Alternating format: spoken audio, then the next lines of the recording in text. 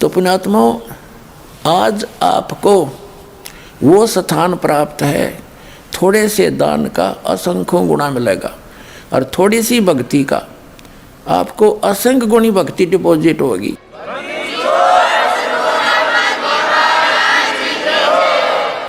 जैसे आपको सतनाम दिया जाता है, ये ओरिजिनल मंत्र जो प्रथम मंत्र के, इनकी बहुत कीमत है। श्वास का जो मंत्र है, एक बार जो सतनाम और सारनाम आपको दिया जाता है, एक बार श्वास वो श्वास से सिमरण करने का इतना लाभ है, इतनी कीमत है, इतनी वैल्यू है इसकी, कि जैसे एक तखड़ी के तराजू में पृथ्वी लोक पूरा, यानी एक राजा थोड़े से टुकड़े का प्रधान होता है, और वो कितना वैल्यूएबल का लगता है हमें, कितना महान लगता है। कहते पूरी पृथ्वी का राज एक पलड़े में, और पाताल लोक का, स्वर्ग लोक का जो कीमत एक तराजू के पलड़े में, और एक तरफ सतनाम की एक कीमत। कहते हैं वो पलड़ा फिर भी भारी रहे, वो तीनों वाला ऊपर न उठ जाएगा, इतनी कीमत है। कहते हैं सतनाम पालड़े रंगोरी हो, और 3 लोग 14 लोग चढ़ावे, 3 लोग तो पासंग बताए हैं, ये तो वैसे रख देते हैं पासंग, और 14 लोग चढ़ावे। ओए होए, जैसे ये 3 लोकों से अन्य और 14 लोक हैं, विष्णु जी का लोक, शिव जी का लोक, ब्रह्मा जी का लोक, दुर्गा का लोक, और ऊपर के जो पर बना रखे इन्होंने ब्रह्मलोक के अंदर कई पोर्शन है, ये सारे लोक मिला के, धर्मराज का लोक, ब्रह्म का लोक जो 3-4 पोर्शन उसके अंदर है, ये सारे एक तरफ चढ़ा दे एक पालड़े में। और ये 3 लोक, पृथ्वी लोक, स्वर्ग लोक और पाताल लोक, इन तीनों श्लोकों में प्राणी हैं जिनके प्रधान हैं ब्रह्मा विष्णु महेश, इन 3 लोकों पर इनकी प्रभुता है। आगे ऊपर ब्रह्मलोक एक अलग से संसार बसा हुआ है, वहाँ पर ये काल कंट्रोल करता है, ऐसे ही 3 रूप बना के वो ऊपर रहता है ब्रह्मा विष्णु महेश का। तो ये अलग से बताएंगे, विषय आज कुछ दूसरा है। तो कहने का भाव, जैसे पासिंग किसे कहते हैं, जैसे पहले पुराने समय में ताखड़ी हुआ करती तराजू, उसके बीच में एक डंडा होता था, 2 तखड़ी ऐसे बांध दिए जाते पलड़े रस्सियों से, तो उसमें कुछ एरर हो जाती थी, पासिंग बोला करते कि इसमें पासिंग है। उसको सेट करने के लिए जो सामान तोलना होता, जैसे हम दास का जन्म किसान घर में हुआ, तो जैसे गेहूँ तोलने आता सेठ लाला जी दुकानदार बिजनेसमैन, तो क्या करता था, घर वाले कहते थे भाई पासिंग देखा इसमें एररलेस तो नहीं है ना, तो उसमें कोई डिफेक्ट होता था, गेहूं की एक मुट्ठी भर के दूसरे पलड़े में डाल देते थे, वो एररलेस हो जाती थी पलड़ी, वो तखड़े बैलेंस बन जाती थी, उसको पासिंग कहा करते थे, पासिंग डाल दे। और उस साइड में बट्टे धर के, और दूसरी तरफ सैकड़ों मनुष्य ताखड़ी से गेहूँ तोल ले जाते थे, वो सौदा न्यारा था, वो पासिंग के थे, एक मुट्ठी गेहूँ थे। तो ये क्या बताया है कि सतनाम पालड़े रंगोरी हो, सतनाम का श्वास उश्वास का जो सिमरण है, ये 2 अक्षर का है, मैं सतनाम कोड वर्ड में बोल रहा हूँ, वैसे लिखे सही हैं ये 2 मंत्र, ओम एक तत्, पालड़े रंगोरी हो, सतनाम पालड़े रंगोरी हो, और 14 लोक चढ़ावे राम रंगोरी हो, 3 लोक पासेंग धरे रंगोरी हो, और तो ना तुले तुलाया राम रंगोरी हो। तो एक सिमरण की इतनी कीमत आपको मिल रही है, और आप कितने कंगाल हो चुके, और आप कितने परिपूर्ण थे भक्ति से। जिस भक्ति से परिपूर्ण आप सतलोक से आए थे, उतने ही परिपूर्ण होकर के इस भक्ति धन से तुम वहाँ जा सकते हो। उसके लिए आपको ये वास्तविक मंत्र दिए गए हैं, आप आजीवन जपते रहोगे, तब जा कर के वो बैलेंस आपका बनेगा। और फिर परमात्मा ऐसे सतभक्ति करने वाले और मर्यादा में रहने वाले भक्त की भक्ति भी थोड़ी बहुत अगर कोई कम रहेगी, तो अपने ग्रेस मार्ग से उनको पार करेगा, ये गारंटीड बात समझ लेना।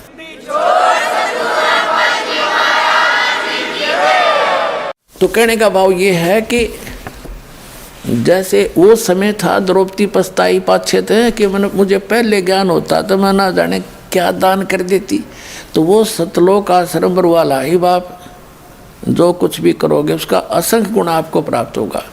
ये सत साधना शास्त्र मूल साधना है। अब जैसे कहते हैं गरीबदास ये कबीर परमात्मा का दिए हुए ज्ञान में एक प्रमाण है कि ऐसी भरी सभा में और 4 जिम्मेवार आदमी थे। एक तो विदुर ने अपना सही रोल किया उस पंचायत में, और ये 3 कर्महीन मलिन आत्मा, बताओ, भीष्म पितामह और ब्रह्मचारी कहावे, द्रोणाचार्य गुरु कहावे, कर्ण और योद्धा कहावे, और वहाँ लड़की को नंगा किया जा रहा और वह बैठे वहाँ पर। जब वो कुछ भी ना कर्ण के थे, उन्होंने उठ जाना चाहिए था, निकम्मों ने सभा त्याग के, कि वो देखना क्या चाहते थे, उनके अंदर दोष था, फिर वो नंगापन देखने के लिए बैठे थे नीच आत्मा। तो और ना कुछ कहा उन्होंने, ना नो भी नहीं कह सके तुम गलत कर रहे हो। तो कहते हैं भीष्म पितामह और द्रोणाचार्य, इन्होंने महाभारत के समय इनके साथ कैसी दुर्गति से मरे ये तीनों के तीनों। तो क्या कहते हैं कि द्रौपदी चीर हरण में उन्होंने कहीं न आडी तीछी, अर्थात महाभारत में उन गेला ऐसी बीती।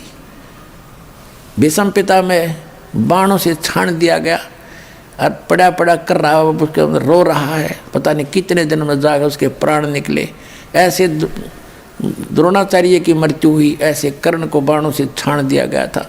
तो पुण्यात्माओं कहा कि द्रौपदी चीर हरण में कहीं न आडी तीछी, उन्होंने कुछ भी नहीं बोले, तात महाभारत में उनके साथ ऐसी बीती। तो पुण्यात्माओं हमने एक नेक इंसान भी बनना है, अपने जो सामाजिक व्यवहार के अंदर भी हमने खरा होना है, अपने कर्म बिगड़ नहीं देने। ठीक है, कहीं जाना पड़े, कुछ 10 आदमी इकट्ठे हों तो सच्ची बात कहे, मानने तो ठीक से ना उठ के चला जा, अपने कर्म धर्म न बिगाड़ियो ना। कहते तुमने धर्म उस दरगाह का मैल नहीं देखा, धर्मराज के तिल तिल का लेखा, आपकी सोच का भी अकाउंट होगा। तो पुण्यात्माओं आज का जो प्रसंग था, पावेगा अपना किया रे, मन भोगेगा अपना किया रे। तो हम अच्छे काम कराएंगे, सद्भक्ति करेंगे, बुराइयों से बच के रहेंगे तो हम अच्छा ही प्राप्त करेंगे, आपका कल्याण होगा। भक्ति करते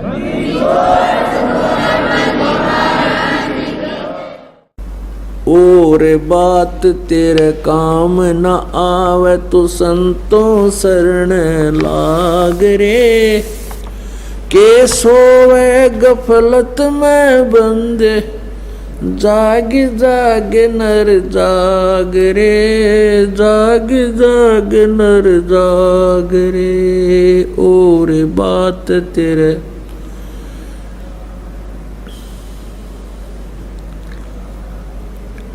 के सोवे गफलत में बंदे, जाग जाग नर जाग रे, जाग जाग नर जाग रे। भाई उठ सुबेरे उकावर लिया, के जाग्या नर भाग रे। उठ सुबेरे उकावर लिया, के जाग्या नर भाग रे। सुक्रम करा ना करी रे बंदगी, ये फुटे तेरे बाग रे, फुटे तेरे बाग रे। और बात तेरे काम न आवे तू संतों शरण लाग रे, के सोवे गफलत में बंदे, जाग जाग नर जाग रे, जाग जाग नर जाग रे। भाई तन सराय में जीव मुसाफिर, करता रहे दिमाग रे। इस तन सराय में जीव मुसाफिर, करता रहे दिमाग रे। रात बसेरा कर ले डेरा, चले सवेरा त्याग रे, चले सवेरा त्याग रे। और बात तेरे काम न आवे संतों शरण लाग रे, के सोवे गफलत में बंदे, जाग जाग नर जाग रे, जाग जाग नर जाग रे। भाई उमदा चोला बिना अनमोला, ये लगे दाग पे दाग रे। उमदा चोला बण्या अनमोला लगे दा